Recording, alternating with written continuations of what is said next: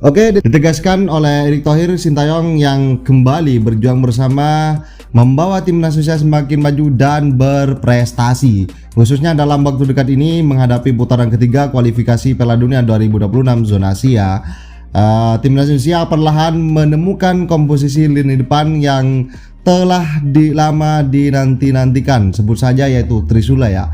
Dimana Trisula ini impian itu dihuni oleh Ratna Mangon saat ini, Marcelino Ferdinand dan Ramadan Sananta atau Rafael Strijk nantinya ya. Ketiga nama itu atau keempat nama itu adalah merupakan nama-nama yang selalu ditunggu-tunggu oleh para pengembang sepak bola timnas Indonesia, khususnya di bawah pelatih Coach Sintayong. Setelah perpanjangan kontrak itu, Coach Sintayong yang langsung bersiap menghadapi laga di mana tim Indonesia jelang kualifikasi Piala Dunia 2026 zona Asia. Meski akan menghadapi tim-tim asuhan para pesohor sepak bola dunia, Sintayong tampaknya tidak pernah gentar dan sudah siap menghadapi laga-laga itu. Persoalan Trisula ini kemudian dari tiga nama, mulai dari Ragnar, Marcelino dan Ramadan Sananta, bahkan ataupun Rafael Strijk nanti, dari ketiga nama itu kemungkinan PSSI akan menambahkan satu nama pemain diaspora atau dua nama pemain diaspora yang sedang disiapkan, yang saat ini sedang berjuang ya. Apalagi di bawah bumbu-bumbu yang bersama gelandang tengah yang kita sebut saja jenderal lapangan, yaitu dengan adanya Tom Haye dan Nathan Jo, maka permainan timnas Indonesia kemungkinan besar akan memberikan kejutan yang luar biasa dengan kemampuan taktik formasi yang dimiliki oleh Coach Sintayong. Kemudian jika melihat skuad yang ada saat ini, Sintayong dikabarkan akan memanggil beberapa pemain keturunan timnas Indonesia U19 ya ke kualifikasi Piala Dunia 2026 zona Asia yang dimulai pada September 2024. Kabar tersebut disinyalir oleh pelatih timnas Indonesia, di mana Indra Safri ini yang sudah merekomendasikan 3 pemain keturunan selain Jen Revan timnas Indonesia U19 usai laga Thailand Cup 2024 kemarin untuk dinaturalisasi menjadi warga negara Indonesia. Jika berbicara hal itu, di sini pelatih Indra Safri memang tidak menyebutkan nama-nama dari ketiga nama ini ya, pemain yang akan dinaturalisasi oleh Sintayong. Namun berdasarkan posisi pemain yang disebutkan Indra Safri itu, patut diduga mereka adalah Dion Mark bek tengah ya, kemudian Tim Gibbons yaitu fullback kiri, kemudian Maurizio Hinoke yaitu penyerang tengah.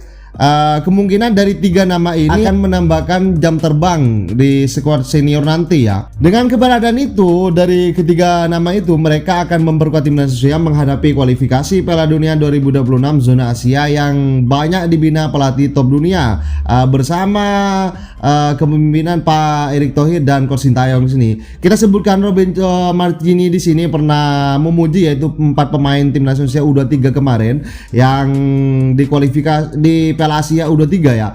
Kemudian sebut saja timnas timnas Arab Saudi yang akan menjadi lawan pertama buat timnas Indonesia di putaran ketiga nanti. Saat ini dilatih Roberto Mancini, yang sebelumnya Roberto Mancini itu adalah merupakan pelatih Inter Milan di saat itu bersama Pak Erick Thohir ya. Saat menjadi pelatih Inter Milan itu adalah Roberto Mancini mampu mengantarkan kemenangan gemilang hingga memecahkan rekor di Serie A dengan perolehan 97 poin.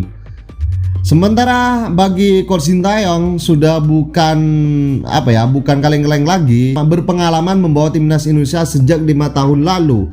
Sintayong di sini bukanlah kaleng-kaleng juga, sebab ia merupakan pelatih yang sudah memiliki lisensi Pro UEFA dan yang sebelumnya di negaranya sendiri pernah membawa negaranya ke Piala Dunia dan mengalahkan juara bertahan yaitu Jerman. Dengan begitu diprediksi Coach Sintayong akan mengandalkan pemain penyerang seperti Rafael Strijk, Hoki Caraka, Ramadan Sananta, Dimas Derajat, Egy Maulana Fikri dan Orat Mangun dalam laga kualifikasi Piala Dunia 2026 zona Asia mendatang. Dengan begitu, skuad Trisula yang ada di timnas Indonesia saat ini sudah akan segera ditemukan oleh Coach Sintayong, yaitu akan segera disulap oleh Coach Sintayong dengan formasi taktik yang dimiliki saat ini. Kemungkinan ya timnas Indonesia akan kedatangan pemain anyar striker untuk lini depan sebagai juru jedor, menambah gol yang sangat luar biasa nanti di putaran ketiga, dan semoga hal ini agak segera terjadi di lini belakang juga, khususnya posisi kiper yang saat ini sedang proses tanda tanya ya, yaitu Martin Paes. Apakah Martin Paes di sini nantinya akan memperkuat timnas Indonesia atau justru menjadi rebutan dari Belanda itu sendiri? Karena prosesnya di KAS saat ini Martin Paes sangat jelimet sekali di KAS ya. Semoga perjuangan Pak Erick Thohir membuahkan hasil manis untuk timnas Indonesia sendiri. Dan ini ada beberapa cuplikan tentang prestasi, komentar jujur dari pelatih Brasil tentang persoalan dari pelatih Sintayong, bahwa beliau mengatakan bahwa bersama Sintayong timnas Indonesia akan meraih hasil yang luar biasa dengan prestasi-prestasi yang sudah diberikan oleh Coach Sintayong, menjawab dari kritikan-kritikan yang sudah menyerang bahkan dari kedalaman skuad timnas Indonesia. Jadi sahabat-sahabat Garuda, mari kita simak bersama video ini, dan jangan lupa seperti apa pendapat kalian, tulis di kolom komentar. Setuju dan tidak setuju kalian silakan ditulis kolom komentar ya. Kemudian di like video ini, di share video ini, dan di subscribe channel ini agar kalian itu tidak ketinggalan informasi penting khususnya tentang timnas Indonesia. Bersama saya, salam olahraga. Prestasi timnas di bawah Sintayong, menurut Coach Jackson seperti apa? Kalau saya orang yang datang sini 30 tahun yang lalu, dan saya bersyukur juga pernah menjadi bagian dari timnas Indonesia sebagai pelatih juga. Sama merasa apa yang beliau lakukan itu sungguh luar biasa ya, sungguh luar biasa. Dia mampu membawa sepak bola Indonesia ke sebuah level yang saya tidak pernah melihat satupun pelatih membawa sampai saat ini. Beliau bisa membuat, saya selalu bilang bahwa sekarang Indonesia menghadapi negara besar, kita punya harapan bahwa Indonesia bisa keluar sebagai pemenangnya. Kalau dulu kita selalu bilang bahwa Indonesia pasti akan jadi lumbang go ya. Tapi sekarang enggak, sekarang menghadapi negara manapun harapan untuk keluar sebagai pemenang itu ada, bahwa kehadiran dari beliau itu membawa dampak itu. Makanya kalau saya tidak begitu terjun di diskusi baik buruknya beliau, tidak, tapi dampaknya kehadiran beliau kepada sepak bola Indonesia, saya melihat dari aspek itu, memberi sebuah harapan kepada bangsa bahwa sepak bola Indonesia sekarang ini bisa bersaing dengan negara lain. Saya rasa sangat positif sekali kehadiran dari beliau di sini. Itu penilaian saya pribadi. Ya, kita pun merasa sekarang stadion penuh. Yes. Setiap kali timnas bermain, rating siaran televisinya mentok gitu. Dan betul ya Pak Coach Jackson, saya merasakan, masyarakat merasakan dulu kalau kita berhadapan dengan timnas luar negeri sudah pasti kalah. Yes. Kadang-kadang dengan tim dari negara-negara kecil, lawan Singapura kita sulit menang, lawan Myanmar sulit menang, dan sekarang kita sangat powerful di Asia Tenggara. Mungkin kita udah nomor 1 ya. Kalau saya sebenarnya itu kita belum menguji seperti itu ya. Tapi kalau saya sebenarnya, saya selalu bilang bahwa kita tidak membahas Asia Tenggara lagi, karena ya itu tadi, dia mampu membawa Indonesia ke sebuah level yang sebenarnya Asia Tenggara sudah penting ya, boleh dikatakan bukan kita yang terbaik, tapi sudah tidak penting lagi, karena visi dari beliau adalah mencapai level lebih tinggi.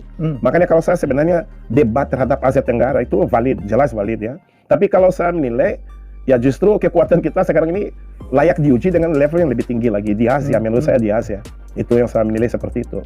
Yang kita nilai agak gimana gitu, muncul tokoh-tokoh ya, baik yang dulu mantan coach, kemudian mantan pemain yang disebut-sebut legendaris gitu, membuat catatan-catatan bahwa ini STY bukan pelatih yang bagus. Kalau saya selalu bilang bahwa saya orang yang sangat objektif dalam melakukan sebuah penilaian. Selama ini saya tidak pernah lihat seorang pelatih dengan CV ya, saya bicara CV, dengan CV lebih hebat daripada Coach Sintayong. Karena beliau pernah membawa negaranya ke Piala Dunia, mengalahkan juara dunia, yang beberapa tahun sebelumnya mengalahkan negara saya dengan sebuah cara yang sangat memalukan sekali. Sehingga kalau saya menilai, dia adalah orang yang datang ke Indonesia dengan CV yang paling hebat. Saya tidak bicara dia hebat atau tidak, tapi CV-nya beliau itu tidak boleh diperdebat lagi, karena dia sudah buktikan di level tertinggi di sepak bola dunia, level tertinggi Piala Dunia, dan beliau sudah tampil di situ, mengalahkan sang juara bertahan pada momen Jerman itu berada dalam level top. Sehingga menurut saya dia luar biasa. Tapi saya sangat memahami teman-teman pelatih maupun rekan-rekan mantan pemain, mantan pelatih yang punya catatan terhadap beliau. Karena dalam dunia itu selalu ada dua sisi. Ya, saya menganggap bahwa di dunia kita ini selalu ada dua sisi. Sisi baik, sisi buruk. Tinggal bagaimana kita menempatkan diri saja. Tapi kalau saya menilai dampaknya dari beliau luar biasa. Apalagi saya bekerja di akademi saat ini, saya melihat perbedaan antusiasme dari anak-anak sangat luar biasa. Dan saya yakin itu tidak lepas dari kehadiran beliau di sini dengan memberikan sebuah harapan kepada anak-anak muda untuk menjadi bagian dari timnas. Sekarang orang sudah berpikir menjadi pemain di klub saja, tapi anak muda punya harapan menjadi bagian dari timnas. Karena ya sekarang tim U16 ada, U17 ada, 19 ada, 20 ada, 23. Sehingga ya kita harus lihat dari sisi positifnya. Dampaknya dari hadirnya beliau di sini, ya itu sangat besar sekali kepada ekosistem sepak bola Indonesia pada umumnya. Kalau dia mengatakan bahwa keberhasilan timnas sekarang ada banyaknya pemain naturalisasi, mau komentar? Kalau saya, begini, dunia. Kapan kita pernah bayangkan di Jerman akan ada orang asing dari Brazil, punya warna hitam, yang akan menjadi bagian dari tim Jerman. Banyak orang Arab juga? Ya, orang Turki, orang Polandia. Sehingga kalau bicara Indonesia, kita harus bicara seluruh dunia ya. Saya rasa bagian dari globalisasi, ya itulah. Ya, dunia sekarang ini tidak ada batasnya. Kita tidak mengenal perbatasan sesama negara. Misalnya, sekarang orang Indonesia kalau ke Singapura tidak perlu visa lagi. Kenapa tidak perlu visa? Karena globalisasi itu membuka semua perbatasan-perbatasan yang ada di antara negara. Eropa juga sama, negara Latin juga sama. Sehingga sekarang ini mau bicara naturalisasi atau tidak, saya rasa ya sah saja ya, karena itu hak orangnya.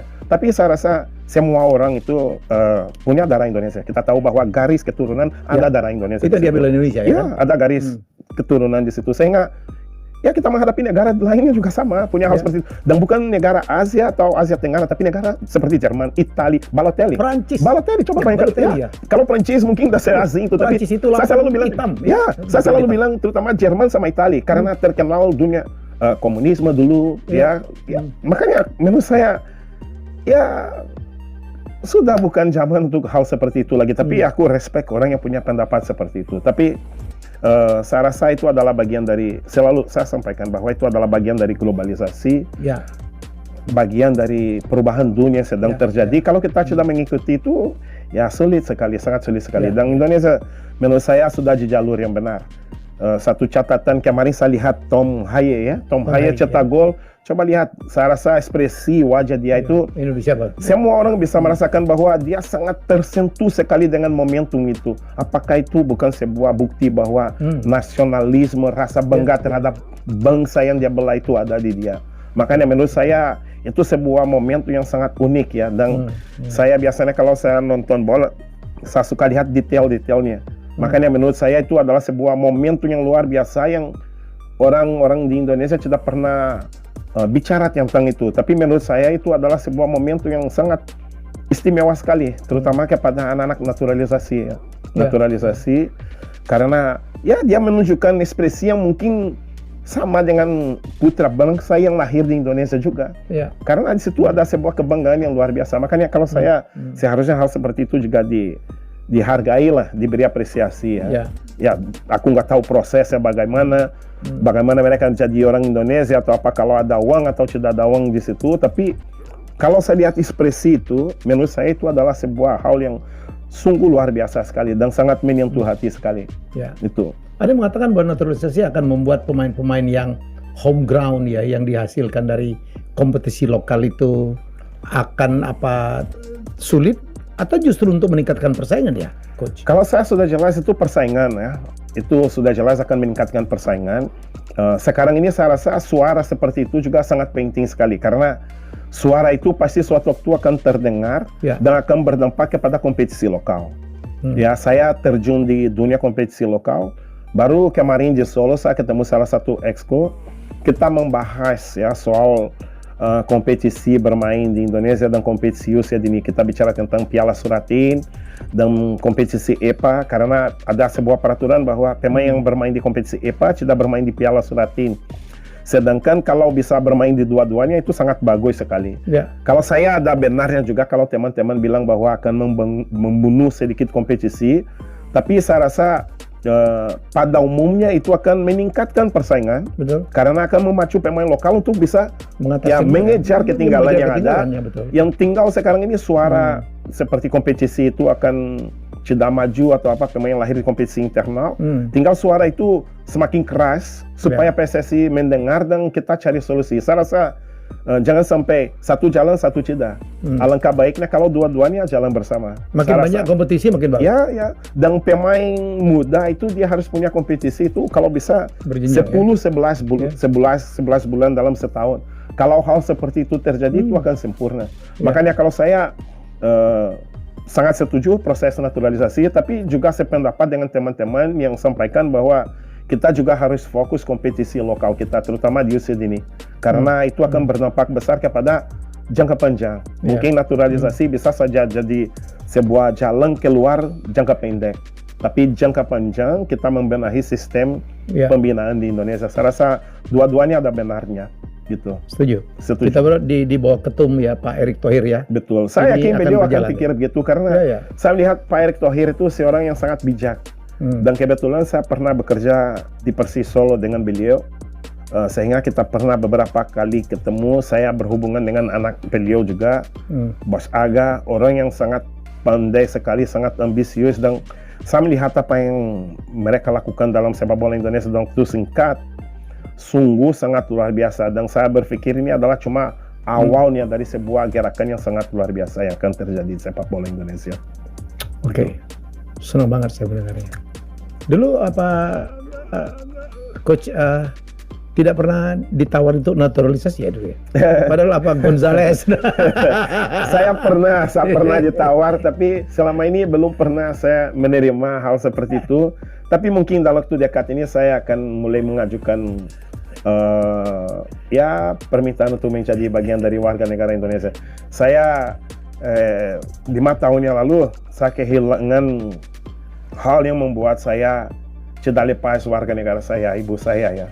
Sehingga sampai saat itu saya tidak punya pikiran untuk ganti warga negara. Tapi sekarang beliau sudah nggak ada, sehingga keluarga saya adalah istri dan anak saya. Sehingga kemungkinan besar dalam waktu dekat itu saya akan mengajukan itu perubahan warga negara ke Indonesia. Iya, Indonesia. Wow. Ya, semoga bisa dapat.